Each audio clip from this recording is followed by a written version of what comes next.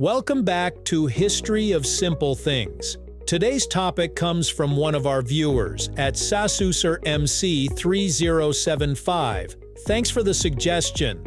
You asked how a comedian inspired the bazooka. In early World War II, infantry found themselves facing something they had almost no answer for: heavily armored tanks rolling across the battlefield. The weapons they had simply weren't enough. But then a strange new idea appeared. Something so simple it almost didn't look like a weapon at all. Soldiers would soon give it a nickname that came from an unexpected place, and it would quietly change how ground troops could fight armored vehicles forever. Let's dive in, right here, on History of Simple Things.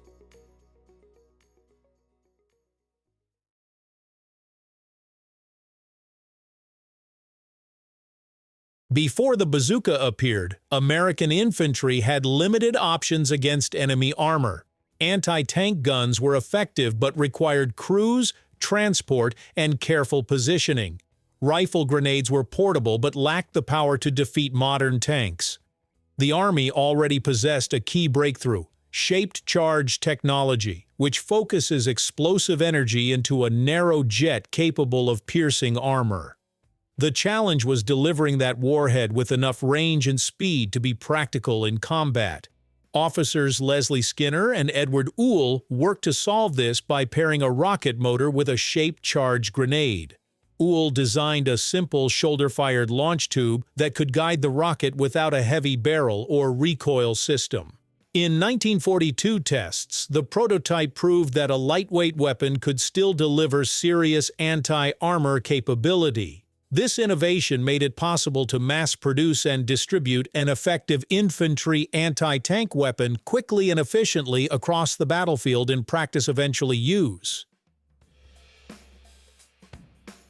The design became the M1 rocket launcher, officially a 2.36-inch weapon, and its appearance quickly produced the nickname that would outlive its military designation. During a demonstration at Aberdeen Proving Ground in 1942, the launcher reportedly reminded an observer of Bob Burns's bazooka, a homemade musical instrument resembling an oversized tube or trombone. The comparison stuck. The M1 consisted of a smooth metal launch tube, electrical firing system, sights, and a rocket loaded from the rear. It was simple enough to be carried by infantry, but it required a two-man team in normal use. A gunner aimed and fired while a loader supplied rockets. The weapon also had to be handled carefully because the rocket's exhaust traveled out the back of the tube. This backblast meant that the area behind the launcher had to remain clear, making firing from enclosed spaces dangerous. Its low weight and straightforward operation made it especially valuable to mobile infantry units operating without heavy support. The real secret of the bazooka was not the tube itself, but the warhead attached to its rocket. The anti-tank rocket used a shaped charge or heat design. Instead of relying mainly on the projectile's speed to smash through armor, the explosive was arranged so that its energy was concentrated toward a metal-lined cavity. When the charge detonated, the liner was violently formed into a high-speed jet that could penetrate armor. That meant the weapon could defeat armor without needing the enormous projectile velocity of a traditional anti-tank gun. The rocket motor provided the range and delivery system, while the shaped charge supplied the armor-piercing effect.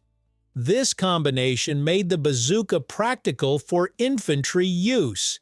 It was not simply a small cannon, it represented a different way of attacking armor, using chemical energy and rocket propulsion to give soldiers an anti-tank capability that could move with them. Because the shaped charge did the armor penetration, hitting the target mattered more than making the rocket itself extremely heavy or fast. The bazooka saw its first combat in World War II. proving valuable as Allied infantry faced German armor in North Africa and later in Europe. Early models were not effective against all German tanks and had clear limits in accuracy, range, and penetration. Even so, it gave infantry a new tactical option. Soldiers were no longer fully dependent on nearby anti-tank guns or artillery when armored vehicles appeared. Small teams could move through terrain, wait for the right moment, and strike from positions where heavier weapons could not easily operate. The weapon also proved useful in the Pacific, where American forces used it against Japanese fortifications and light armor. As the war continued, improved versions like the M1A1 and M9 corrected many early flaws. The bazooka evolved into a family of rocket launchers, giving small units flexible, portable anti-tank capability and reshaped how infantry fought armored vehicles in combat situations.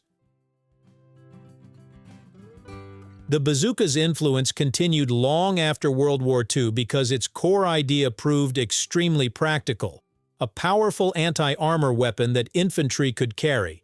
After the original 2.36-inch model, the improved 3.5-inch Super Bazooka was introduced, giving soldiers greater power against heavier armor. Bazooka-style launchers were also widely used in the Korean War, where they were employed against tanks and fortified positions. This technology helped inspire and compete with other shoulder-fired anti-tank weapons, and the broader concept became a standard part of infantry arsenals worldwide. Although later systems grew more advanced, the basic principle stayed the same: a lightweight launcher firing a shaped charge rocket without the need for a heavy cannon. This was the bazooka's lasting legacy. It turned a complex battlefield challenge into a weapon that ordinary soldiers could carry, giving infantry greater independence against armored threats. Its development also demonstrated how rapidly military technology could evolve under pressure. The bazooka is remembered partly because its name sounds almost too strange for a weapon of war. A nickname from a comedian's homemade instrument became attached to a key World War II anti-tank weapon. It combined a simple tube, rocket motor, and shaped charge to let infantry threaten tanks. Though imperfect, it changed warfare by proving small, portable weapons could challenge armored vehicles effectively. Thank you for watching. If you have suggestions for our next video, feel free to share them in the comments below. We'll be sure to give you an acknowledgement for your contribution.